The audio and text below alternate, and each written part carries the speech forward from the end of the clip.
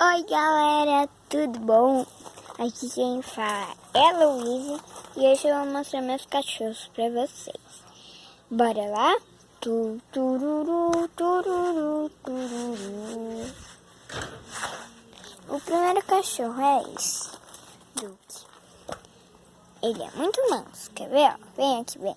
Olha. Deixa eu mostrar, vem. O próximo, olha aqui, tem. Que eu tô gravando com o celular da minha mãe, olha. Aqui, ó. Tá, olha. Eu aqui, ó. Oi. Eu nem sei. O segundo é esse aqui. Esse é o Pitoquinho. Ele é um pouco... Ó, ele tem pulga. Uma pulguinha na cabeça, olha.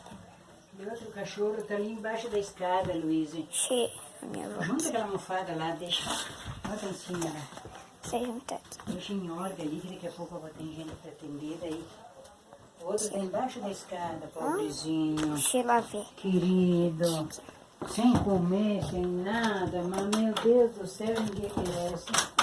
Olha, é o segundo cachorro já que acontece isso aí. Tá bom, sim, minha mãe, gente. Deixa eu procurar aqui meu cachorro.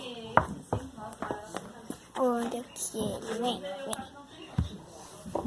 Por que você tá aí? Olha, ele tá aqui, ó. Vou acender a lanterna pra você. Deixa eu só acender aqui a lanterna. Aqui, ó, ele, ó. Ele é um pouco manhento, mas tudo bem. Ele é muito fofo, gente. Então, galera, esse foi o vídeo. Espero que vocês tenham gostado. E até o próximo vídeo. Valeu!